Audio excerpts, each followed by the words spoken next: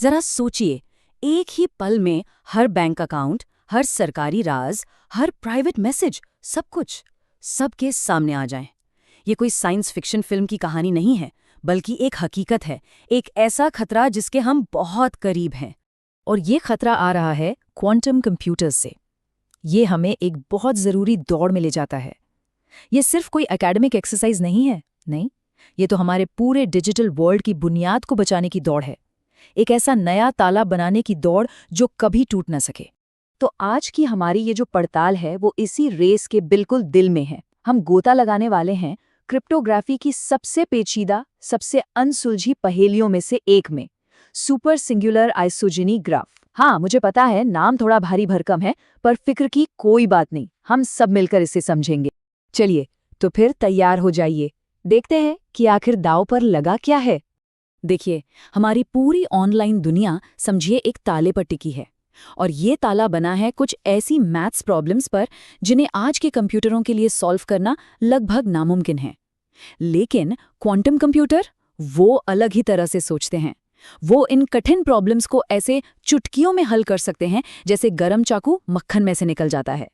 इसका सीधा मतलब ये है कि हमारे आज के डिजिटल ताले बहुत जल्द कबाड़ बन सकते हैं। तो फिर इसका जवाब क्या है? हम इसका मुकाबला कैसे करेंगे?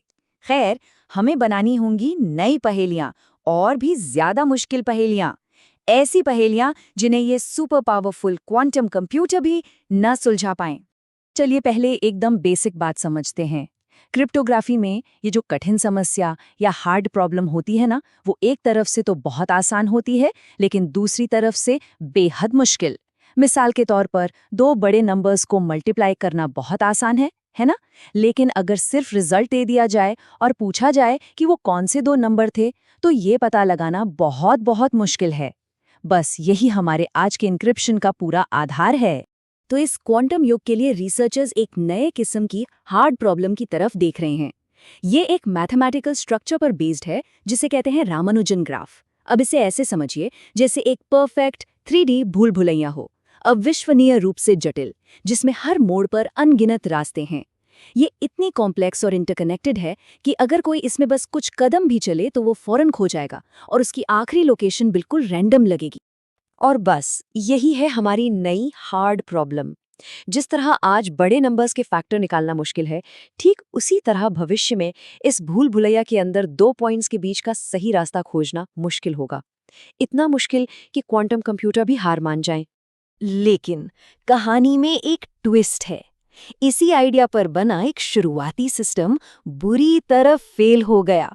मतलब ये किसी क्रिप्टोग्राफिक क्राइम स्टोरी से कम नहीं है।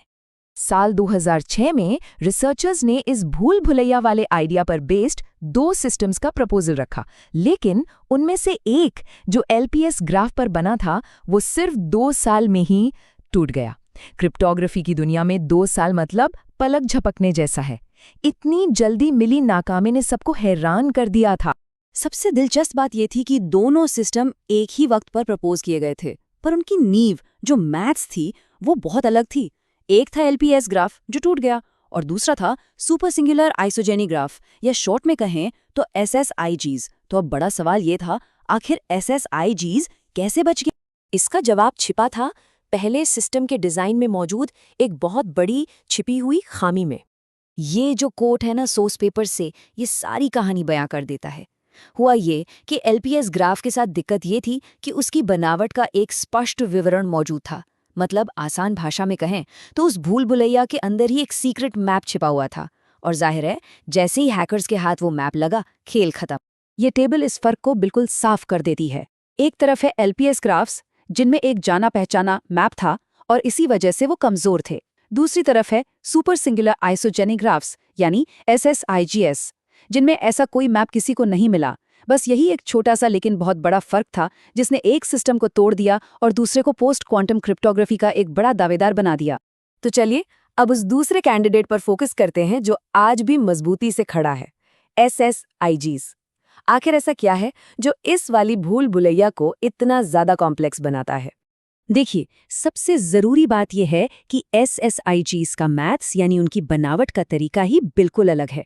ये इलिप्टिक कर्व्स नाम की चीज से जुड़े हैं। अब ज्यादा टेक्निकल डिटेल्स में नहीं जाते, पर इतना समझ लीजिए कि आज तक किसी को भी वैसा सीक्रेट मैप नहीं मिला है जिसने एलपीएस सिस्टम को डुबो दिया था। और क्रिप्टोग्राफर्स इसी बात की उम्मीद कर रहे हैं, बल्कि सच तो यह है कि वो इसी बात पर दांव लगा रहे हैं कि ऐसा कोई मैप है ही नहीं। और ये वाकई कमाल का है कि ये असल में काम कैसे करता है। SIDH नाम का एक प्रोटोकॉल है जिसमें मान लीजिए दो लोग हैं, एलिस और बॉब। वो आपस में एक सीक्रेट की शेयर कर सकते हैं, भले ही कोई उनकी बातें सुन रहा हो। देखिए कैसे। दोनों भूल भुलैया में एक ही पब्लिक स्टार्टिंग पॉइंट से शुरू करते हैं। फिर एलिस एक सीक्रेट रास्ता चुनती है और एक एंड पॉइंट पर पहुंचती है, और वो अपना एंड पॉइंट सबको बता देती है। बॉब भी यही करता है। वो अपना अलग सीक्रेट रास्ता चुनता है और अपने एंड पॉइंट को पब्लिक कर देता है। अब असली जादू यहाँ होता है। एलिस अपने सीक्रेट रास्ते और बॉब के पब्लिक एंड पॉइंट का इस्तेमाल करके, और बॉब अपने सीक्रेट रास्ते और एलिस के पब्लिक एंड पॉइंट का इस्तेमाल करके दोनों एक सीक्रेट मीटिंग पॉइंट पर पहुंच जाते हैं। और कोई भी बाहर वाला जिसके पास ये सीक्रेट रास्ते नहीं है, वो उस मीटिंग पॉइंट को कभी नहीं ढूंढ सकता। तो आखिर में सारी बात आके एक बहुत बड़े दांव पर टिक जाती है। हम अपने पूरे डिजिटल फ्यूचर की सिक्योरिटी को इस एक भरोसे पर दांव पर लगा रहे हैं कि ये वाली भूल भुलैया सच में, वाकई में अनसुलझी है। तो सवाल उठता है, ये भूल भुलैया आखिर कितनी बड़ी है? खैर, मैथ्स के हिसाब से इसमें लोकेशंस की संख्या लगभग p को 12 से डिवाइड करने पर आती है। और यहाँ p कोई छोटा मोटा नंबर नहीं है, ये एक बहुत बहुत बड़ा प्राइम नंबर है। मतलब एक ऐसा नंबर जिसमें सैकड़ों डिजिट्स होते हैं। अब अंदाजा लगाने के लिए हम इतने बड़े नंबर्स की बात कर रहे हैं कि इस भूल भुलैया में मौजूद लोकेशंस की गिनती हमारे पूरे ब्रह्मांड में मौजूद एटम्स की गिनती से भी कहीं ज्यादा है। मतलब इसे ढूंढना लगभग नामुमकिन है। और यही बात हमें आखिरी और सबसे सोचने वाले सवाल पर लाकर खड़ा कर देती है। हम देख चुके हैं कि कैसे एक सीक्रेट मैप ने एक पूरे सिस्टम को तबाह कर दिया। हम सब कुछ इस बात पर दांव पर लगा रहे हैं कि SSIGs के लिए ऐसा कोई मैप मौजूद नहीं है। लेकिन क्या हो अगर हम गलत हों? क्या होगा अगर कल कोई जीनियस एक और छिपा हुआ नक्शा ढूंढ निकाले? यही वो सवाल है जो दुनिया भर के क्रिप्टोग्राफर्स की नींद उड़ाए हुए है। और यही सवाल ये भी पक्का करता है कि हमारे डिजिटल भविष्य को बचाने की ये दौड़ शायद कभी खत्म नहीं हो।